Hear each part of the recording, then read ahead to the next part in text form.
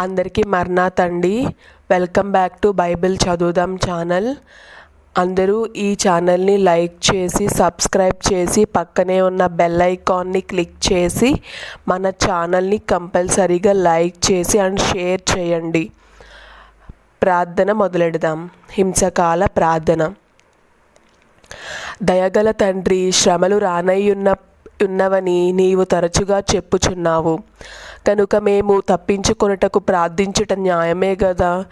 దేశాధికారులు మత సామరస్యమును కాపాడని ఎడల క్రైస్తవులకు శ్రమ వచ్చునని మేము గ్రహించుచున్నాము. అయితే తప్పించుకునే ప్రార్థన చేయవచ్చును గదా. అది నీ చిత్తమైతే తప్పించుము. ఆమేన్.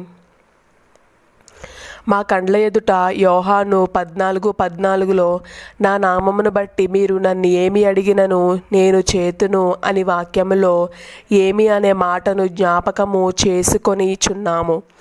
ఏమి అడిగినను చేస్తానన్నావు గనుక శ్రమకాలములో మమ్ములు తప్పించుము. ఆమేన్.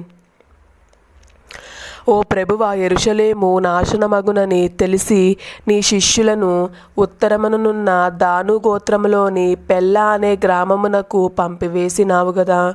అలాగే మా బైబిల్ మిషన్ విశ్వాసులను దాగునే చోటికి పంపించుమని వేడుకొనుచున్నాము. ఆమేన్.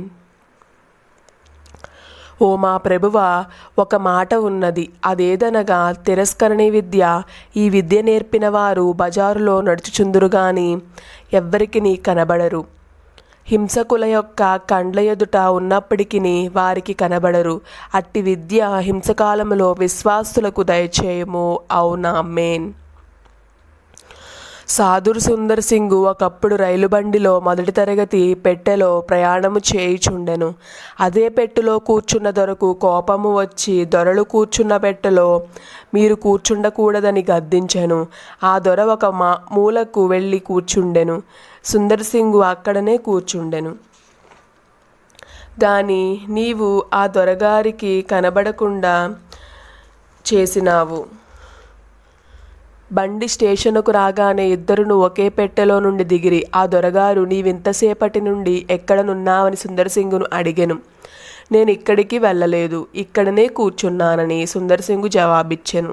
అతడు ఏమైనాడో అని చింతించుచూ కూర్చుండిన ఆ దొర ఈ విషయమునకు చాలా సంతోషించెను. అలాగే మమ్మలను కూడా శత్రువులకు కనబడకుండా చేయకూడదా.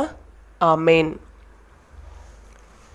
మరియు ఓ తండ్రి, నాకు దాగుచోటు నీవే కీర్తన 32:7 అని రాయించినావు గదా. గనుక మమ్ములను శ్రమ సమయంలో దాచిపెట్టమని ఈ వాక్యమును బట్టి వేడుకొనుచున్నాము.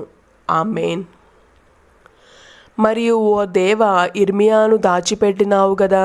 ఇర్మియా 36:26 నీవు దాచిపెట్టిన ఎవరు కనుగొనగలరు. మా ఇంటిలో మేము మా బిడ్డలు పెట్టెలు మంచములు అన్నీ ఉండును గాని మేము ఎవ్వరికి కనబడము. హింసకులు వచ్చి చూచి ఎవ్వరు లేరు అనుకొని వెళ్ళిపోవుదురు. గనుక విశ్వాసులను నీవే దాచిపెట్టుమని మనవి చేయుచున్నాము. ఆమేన్. మరి ఒక సంగతి, ఓ ప్రభువా, ఐగుప్తులో 10 తెగుళ్ళు కలిగినవి గాని అక్కడనున్న నీ బిడ్డలకు ఇశ్రాయేలులకు వీటిలో ఏదియును కలుగలేదు. ఎంత ఆశ్చర్యము, ఎంత అద్భుతము, ఎంత సహాయము. సంఘం యొక్క శ్రమకాల సమయంలో అట్టి అద్భుతము మా ఎడలను జరిగించుమని ప్రార్థించుచున్నాము. ఆమేన్. ఓ ప్రభువా, ఒక దేశములో బొబ్బాయి అను ప్లేగు వచ్చినది.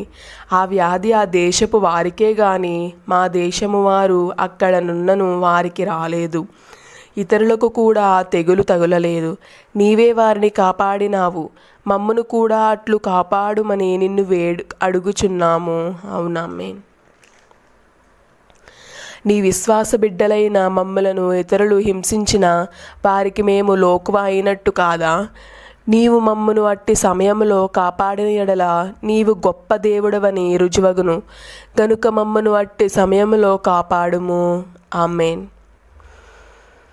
పూర్వము రోమా చక్రవర్తుల కాలంలో నీ విశ్వాసులకు హింసలు కలిగెను. ఒక గ్రామములో రోమా భటులు క్రైస్తవులను నరికివేయుచుండగా 7 ఋషులు వారికి భయపడి దగ్గరనున్న కొండ గుహలలోనికి పారిపోయి దాగుకొనిరి. వారు లోపల ప్రవేశింపగానే ఒక సాలీడు ఆ గుహ ద్వారమునకు గూడు అల్లివేసెను.